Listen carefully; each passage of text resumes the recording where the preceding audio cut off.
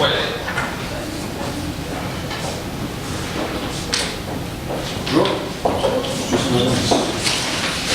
Allez, après, je vais aller chercher tantôt. Vous m'attendez. OK. Parfait. Ça, je vais me jeter.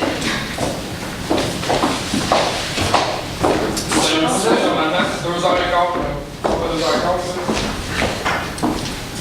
À 10h. 10h15, j'aurais dit. Non, 11h15. OK, parfait. C'est déjà passé.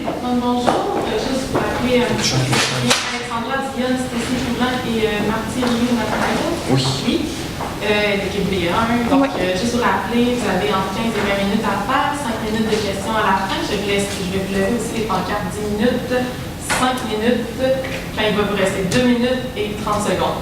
À 20 minutes, je vous coupe. Parfait.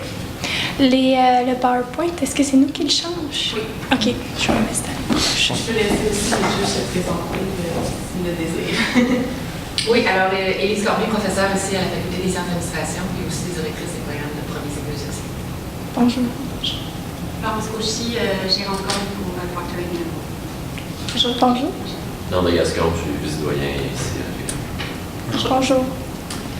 Oui, bien bonjour. Nous, on est des étudiants de Saint-Laurent, au Champlain-Saint-Laurent, ici, juste à Québec.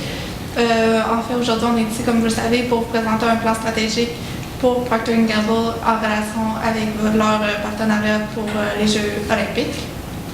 Donc, Marty va commencer par vous parler du mandat qu'on avait aujourd'hui. Après, le mandat qu'on nous a donné, c'est de proposer un plan pour le programme Merci Maman, un plan aussi relié au partenariat avec les Jeux olympiques, dans le fond, puis aussi capitaliser sur ce partenariat-là en termes de notoriété et de vente, l'objet de l'augmentation des ventes là, de l'entreprise. Donc maintenant, c'était ici, commencez par vous parler des forces de l'entreprise. Donc, les forces de l'entreprise, premièrement, la diversité des produits. C'est une entreprise qui possède plus de 300 marques. Donc, par exemple, Olé, Pantene, plusieurs autres marques. Ensuite de ça, c'est son partenariat avec les Olympiques. Bien sûr, c'est un grand avantage, une grande opportunité pour la compagnie. L'importance de la présence dans les médias grâce au partenariat. C'est un événement mondial, donc bien entendu, la visibilité va être très grande. Ensuite de ça, sur le marché mondial, la compagnie est déjà établie dans 180 pays, ce qui fait qu'elle a déjà une bonne connaissance des cultures, des valeurs de d'autres pays différentes que celles du Canada. Ensuite de ça, elle a un grand chiffre d'affaires qui se compte en dizaines de milliards de dollars.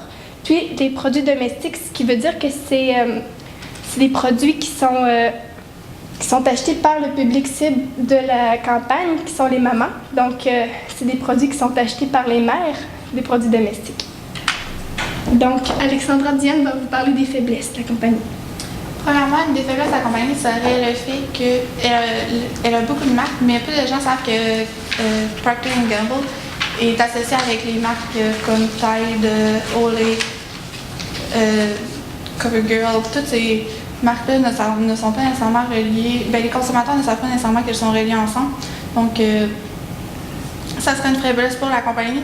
Puis aussi, le fait que l'objectif de la première vague par rapport aux médias était de 35 000 impressions médiatiques. Millions d'impressions médiatiques. Puis, ils ont seulement pu combler 33 millions d'impressions médiatiques au lieu de 35 000. Donc, ça serait une autre faiblesse à la compagnie. Maintenant, Marty va vous parler des obstacles. Pour ce qui est des obstacles, premièrement, pour ce qui est des Jeux olympiques, il y a plusieurs autres partenaires qui sont avec les Jeux olympiques, des partenaires vraiment qui sont avec beaucoup de force, comme par exemple McDonald's ou Coca-Cola, qui sont vraiment des entreprises qui sont reconnues mondialement et connues par beaucoup de gens. Donc, peut-être un obstacle, ce serait de se faire supplanter dans un sens par ces entreprises-là qui prendraient peut-être tout l'espace. Donc, vraiment, ça pourrait être un obstacle à l'entreprise, la diversité et la force des compétiteurs, des Olympic Partners. Et aussi, quand on parle de la campagne publicitaire, on parle aussi de relations avec les médias. Puis on ne contrôle pas non plus tout le temps tout ce que les médias disent. Donc, c'est un genre d'obstacle pour l'entreprise si jamais les médias pouvaient dire des informations qui seraient peut-être moins positives sur l'entreprise, ça pourrait être un autre obstacle. Maintenant, Stacy va vous parler des opportunités de l'entreprise Procter & Gamble.